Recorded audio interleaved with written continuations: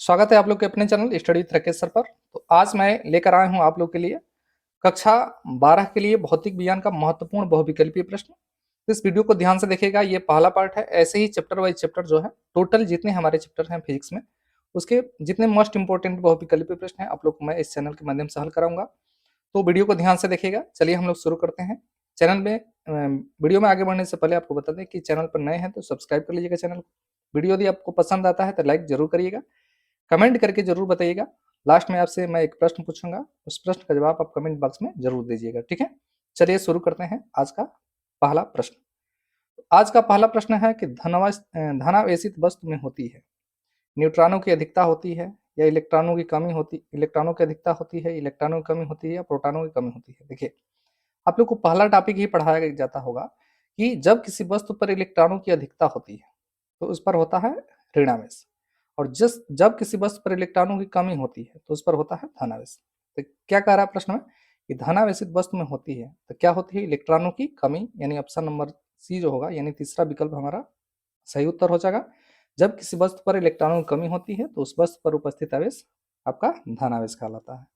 चलिए चलते हैं अगले प्रश्न पे। तो अगला प्रश्न है कि यदि +1 माइक्रोकुलाम व +5 माइक्रोकुलाम के दो आवेशित कणों को एक दूसरे से 10 सेंटीमीटर दूरी पर रखा जाए तो उन पर लगने वाले बलों का अनुपात क्या होगा। यानी वे एक दूसरे पर जो बल लगाएंगे, जैसे 1 कूलम 5 कूलम पर कितना बल लगाएगा या 5 कूलम 1 कूलम पर कितना बल लगाएगा, इनके बीच जो अनुपात होगा वो हो जाएगा 1:1। यानी दोनों बलों का जो तो मान होगा Q1 Q2 का मान बराबर है, R का मान भी बराबर है। तो कूलम के नियम अनुसार आप जानते ही हैं 1/4πε0 होता है Q1 Q2 बाई R का स्क्वायर। तो इसका जो दोनों आवेशों के बीच लगने वाला जो बल है वो बराबर होगा, तो इनका जो रेशियो होगा वो होगा 1:1, यानी 1:1 का अनुपात होगा दोनों के बीच लगने वाले बल का।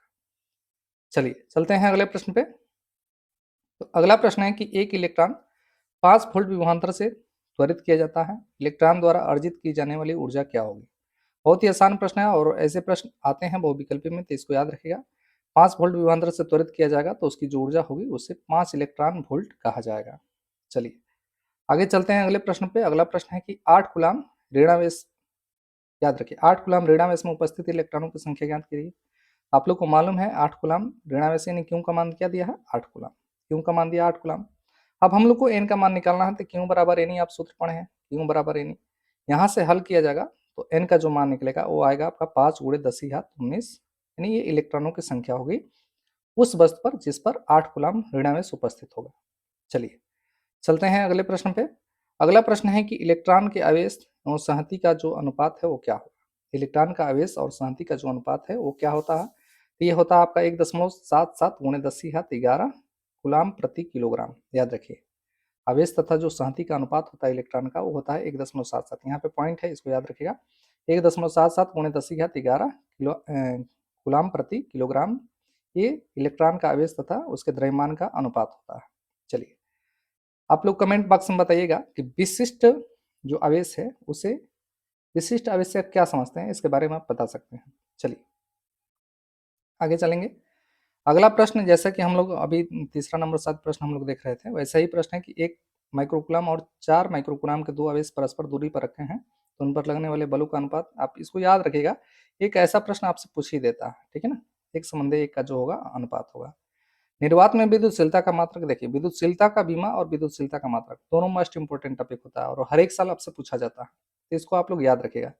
निर्वात में विद्युतशीलता का जो मात्रक होता है वो क्या होता है, तो आप लोग को मालूम है कूलम स्क्वायर प्रति न्यूटन मीटर का स्क्वायर इसका जो होता है मात्रक होता है। इसका बीमीय सूत्र भी याद रखिएगा आप, कूलम स्क्वायर प्रति न्यूटन मीटर का स्क्वायर इसका मात्रक होता है विद्युतशीलता का। चलिए फिर कह रहा है कि दो समान आवेश Q को जोड़ने वाली रेखा के मध्य बिंदु पर एक आवेश रख दिया जाए तो इन तीनों आवेशों का निकाय संतुलन में होगा, तो उस आवेश का मान कितना होगा जिसको बीच में रखा गया है। ये मान होगा आपका माइनस का Q/4, इसलिए दोनों के बीच में आकर्षण बल रहेगा और पूरा का पूरा जो निकाय है वो संतुलन की अवस्था में रहेगा, यानी ऑप्शन नंबर दूसरा जो होगा हमारा राइट उत्तर हो जाएगा। चलिए वीडियो यहाँ तक देखते हुए आ गए हैं तो बहुत बहुत आपको धन्यवाद। प्लीज वीडियो को लाइक कर दीजिएगा, चैनल पर नए हैं तो सब्सक्राइब कर लीजिएगा। चलिए चलते हैं अगले प्रश्न पे। तो अगला प्रश्न है कि विद्युत क्षेत्र की तीव्रता का मात्रा क्या होता है। तो विद्युत क्षेत्र की तीव्रता का सूत्र आप लोग पढ़े होंगे, E क्या होता है F/Q0, पढ़े होंगे आप लोग F/Q0। इसका मात्रक न्यूटन होता है, इसका मात्रक कूलम, तो न्यूटन प्रति कूलम जो हो जाएगा वैद्युत क्षेत्र की तीव्रता का मात्रक हो जाएगा। उसके बाद अगला प्रश्न है कि निम्नलिखित मात्रक वैद्युत क्षेत्र की तीव्रता का नहीं है। देखिए, जूल प्रति कूलम आपका वैद्युत क्षेत्र की तीव्रता का मात्रक नहीं है, यह आपका वैद्युत विभवांतर यानी वैद्युत विभव का मात्रक है। बाकी जितना जो तीनों मात्रक देखना है, ये वैद्युत क्षेत्र की तीव्रता के मात्रक है।